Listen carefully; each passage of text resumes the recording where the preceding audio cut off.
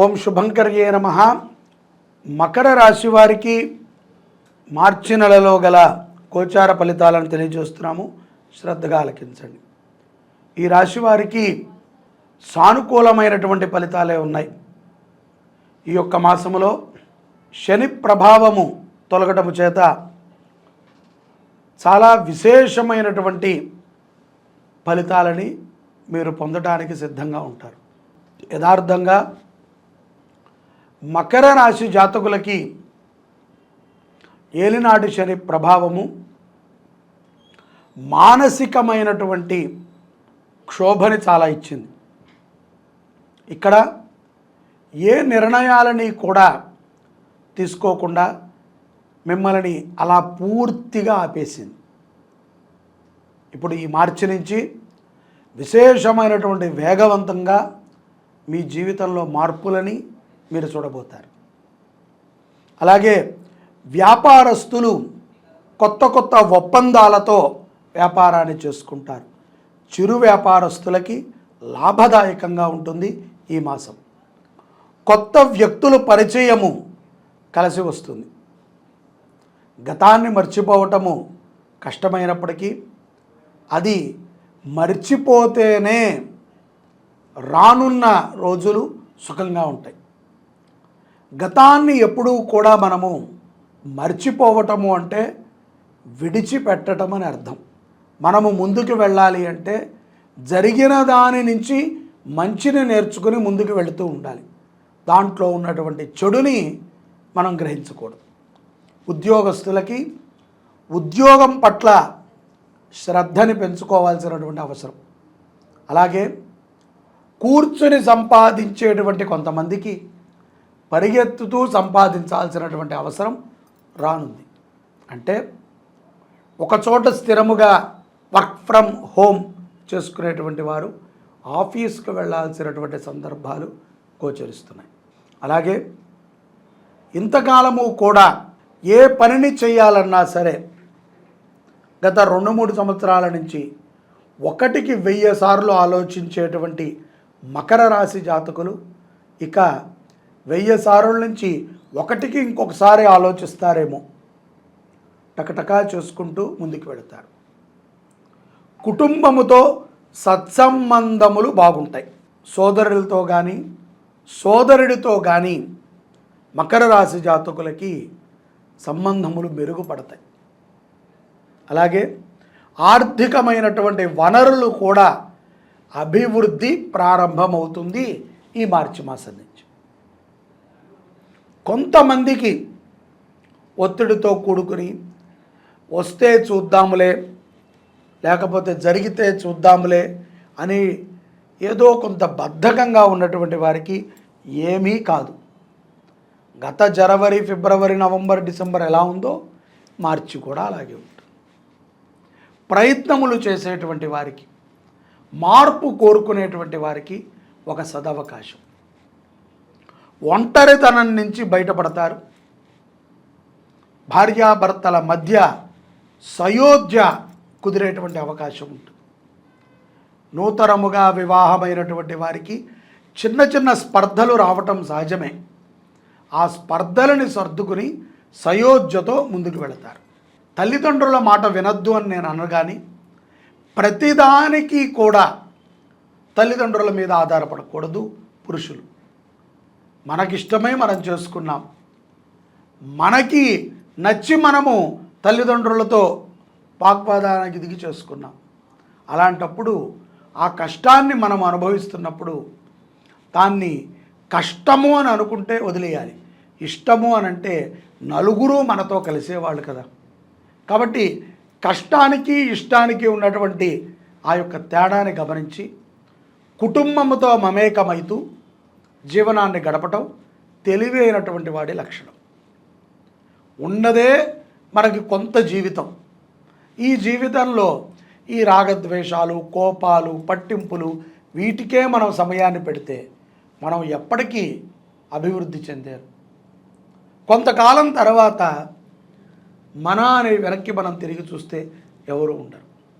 మనని ఇష్టపడేటువంటి వాళ్ళు, మన కష్టాన్ని చూసి బాధపడేటువంటి వాళ్ళు అరుదుగా ఉంటారు. హేళన చేసేటువంటి వాళ్ళు, మనని ఇష్టపడుతున్నట్టు నటించి మనని వాడుకునే వాళ్ళు సమాజంలో చాలామంది ఉంటారు.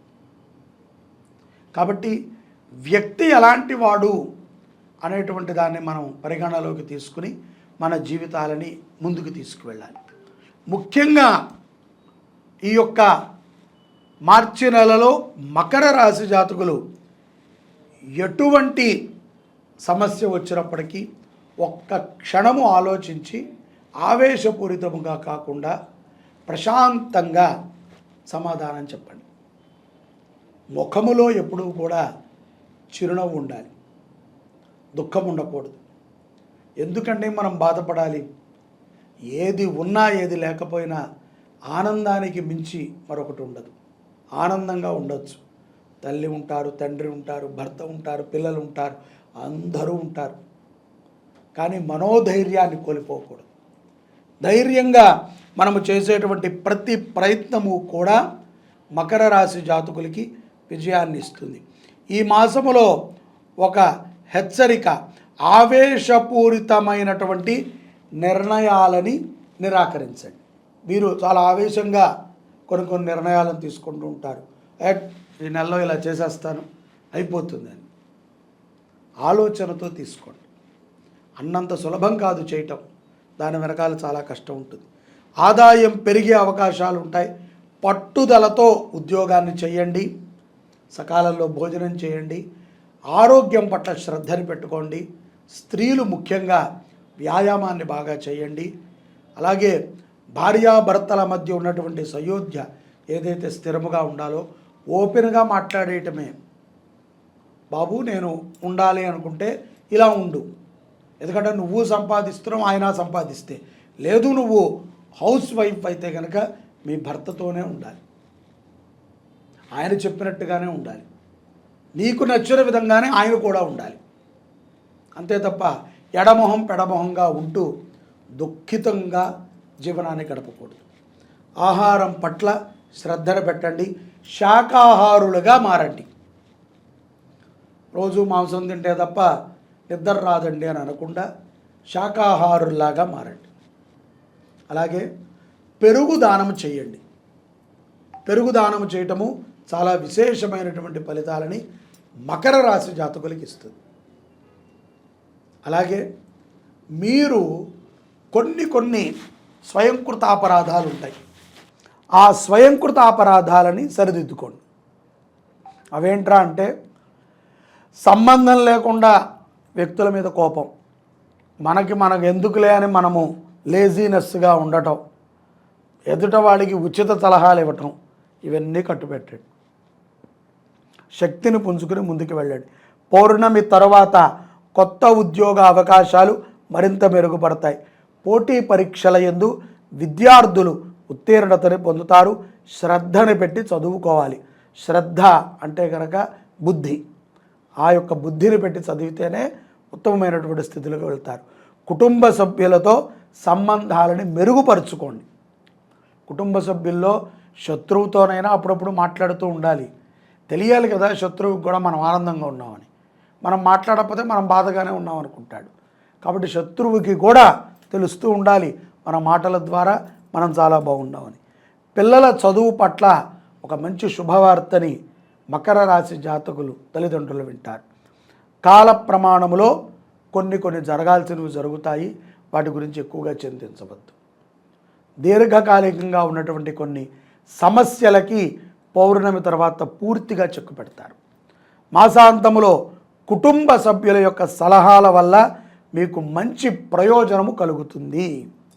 కుటుంబ సభ్యుల యొక్క సలహాలు తీసుకోండి. మగవారైనా ఆడవారైనా, విదేశాలలో ఉన్నటువంటి వారైనా కుటుంబ సభ్యుల యొక్క సలహాలు తీసుకోండి.